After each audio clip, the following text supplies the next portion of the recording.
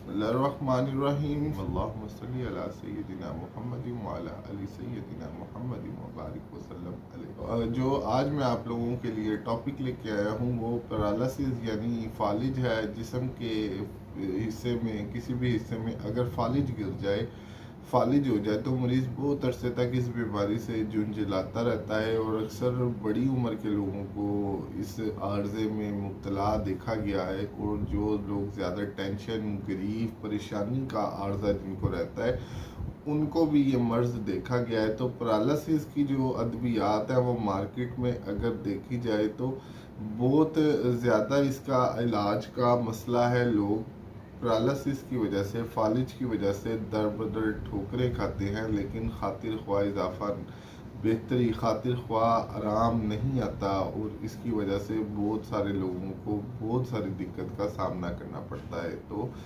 आज मैं होम्योपैथी के प्लेटफॉर्म से आपके साथ होम्योपैथी की ऐसी चोटी की रेमेडीज़, अद्वियात शेयर करूंगा कि जिससे इंशाअल्लाह अज़ीज़ बहुत सारे ऐसे अफराद जो कि इस मर्ज़ में मुब्तला हैं उनका आर्ज़ा ठीक भी हो जाएगा। अल्लाह ताला उन पे अपना करम कर देगा, उनको शिफा हो जाएगी। बेशक शिफा मन जानिब खुदा है, इंसान ज़मीन पर अपनी पूरी कोशिश कर सकता है। और इस सिलसिले में अल्लाह ताला ने एक मुआलिज को लोगों के लिए मसीहा बना के भेजा है। तो कोशिश हमारी ये होगी कि हर मरीज़ के लिए बेहतरीन से बेहतरीन अद्वियात का इंतखाब करके उसका इलाज किया जाए। तो इस सिलसिले में आप अपने मैसेजेस अपने कमेंट्स में मेरे साथ शेयर किया करें। तो जिस मर्ज़ का, जिस फ़र्द की मर्ज़ का आर्ज़ा काफ़ी लंबा होगा और वो ठीक नहीं हो रहा होगा, इंशाअल्लाह अज़ीज़ मैं अपनी पूरी कोशिश करूँगा कि अपनी सलाहियतों से उसका इलाज जो है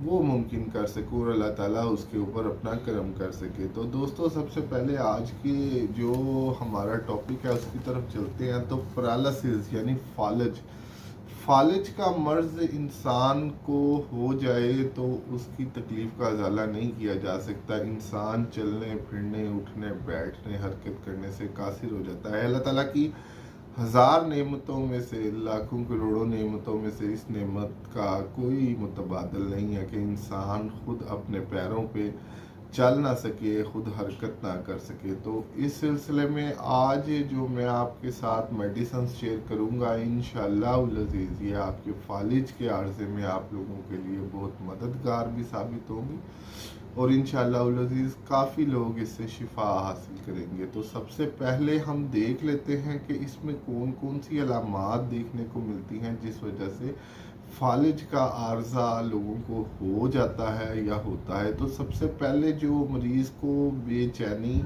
और जिस्म में कमज़ोरी बहुत ज़्यादा महसूस होती है, आधे धड़ में, निचले धड़ में, ऊपर वाले धड़ में कमज़ोरी का बहुत ज़्यादा आर्ज़ा रहना शुरू हो जाता है। फालिज को 3 हिस्सों में तकसीम किया गया है, ऊपर वाले धड़ का फालिज, नीचे वाले धड़ का फालिज, आधे धड़ का फालिज।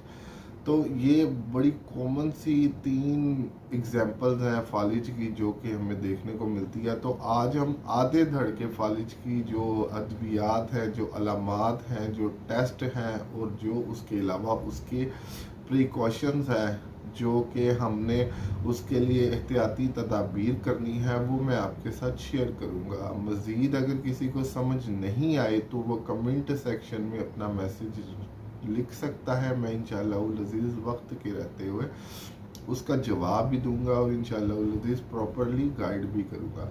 तो आधे धड़ के फालिज में मरीज़ को बेचैनी महसूस होती है और उसके जिस्म में कमज़ोरी महसूस होना शुरू हो जाती है। इसके अलावा अगर देखा जाए तो मतली का आर्ज़ा रहना शुरू होता है और सर दर्द रहना शुरू होती है और उसके अलावा वो बेचैन अपने आप को महसूस करता है। कई ऐसे केसेस होते हैं जिसमें ये मामला नहीं होते, अचानक परेशानी, टेंशन या कोई ऐसा मामला ग्रीफ का उसको आ जाता है जिस वजह से वो फालिज की तरफ उसका रुझान हो जाता है और उस पर फालिज की बिजली गिर जाती है। तो ऐसी सूरत हाल में लोगों के, मरीज़ों की जो अलामात आती हैं उसके ज़िक्र में यही मिलता है कि अचानक से आंखों की पुतलियां या तो सिकुड़ जाती हैं या ज़्यादा फैल जाती हैं। प्रेशर यानी हिस्ट्री जो मरीज़ की अगर हम देखें तो उसमें हाई ब्लड प्रेशर मिलता है, तंबाकू नोशी का अर्जा उसको मिलेगा। डिटेल अगर हम देखेंगे तो उसमें ब्लड प्रेशर का मसला रहेगा, मरीज़ को ब्लड प्रेशर का मसला होगा, ज़ियाबतीज़ यानी डायबिटीज़ का अर्जा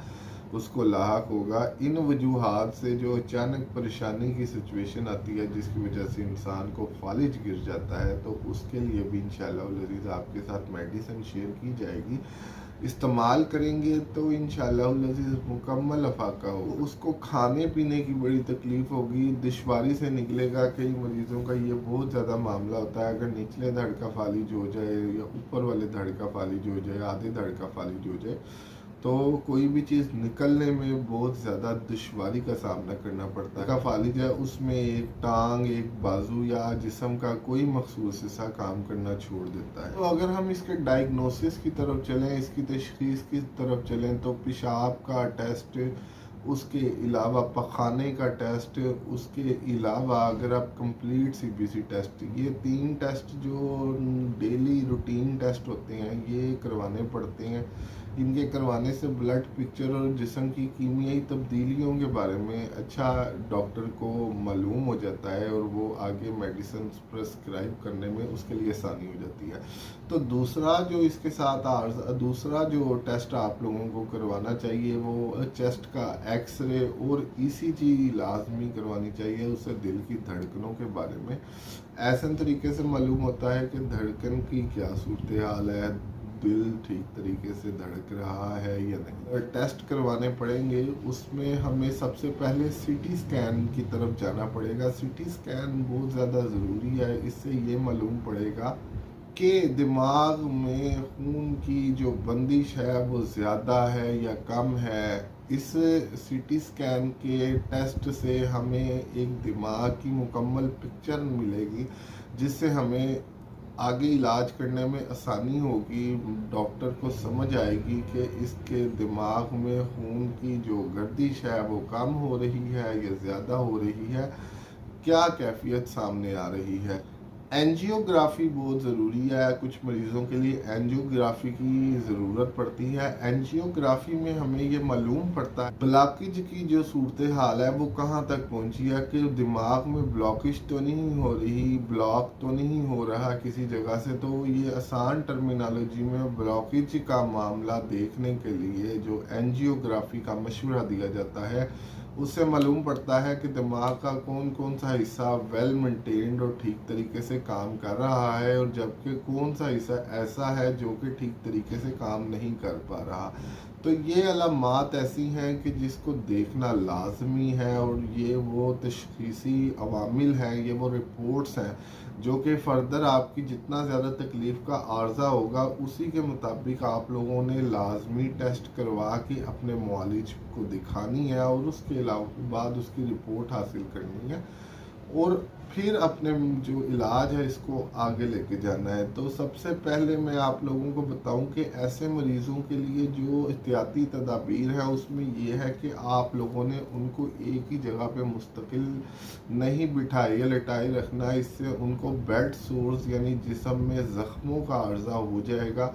और अगर ऐसे मरीज़ जिनको ऐसा कुछ आर्जा हो चुका है, ज़ख़म हो चुके हैं तब्दील जगह ना करने की वजह से, तो उनके लिए जो सबसे ज़बरदस्त रेमेडी है वो मैंने पहले भी शेयर की थी, वो आप लोग इस्तेमाल करेंगे तो इंशाल्लाह उससे काफ़ी ज़्यादा अफाका हो जाएगा इनके बेड सोर्स को। इसके अलावा मरीज़ को ज़ूद हज़म और नरम ग़िज़ा दें जिससे उसको निकलने में दुश्वारी ना हो। ताकतवर ग़िज़ा दें जिसमें आप मरीज़ के दूध का इस्तेमाल लाजमी करें, और उसके अलावा उसके खाने पीने में सेब का जूस बहुत ज़्यादा मुफीद होगा। इसके अलावा आड़ू का जूस पानी डाल के आड़ू का जूस बनाएंगे तो वो काफ़ी ज़्यादा मुफीद होगा।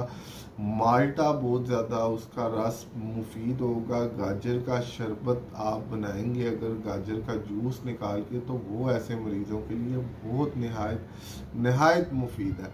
इसके अलावा गोश्त में देखें तो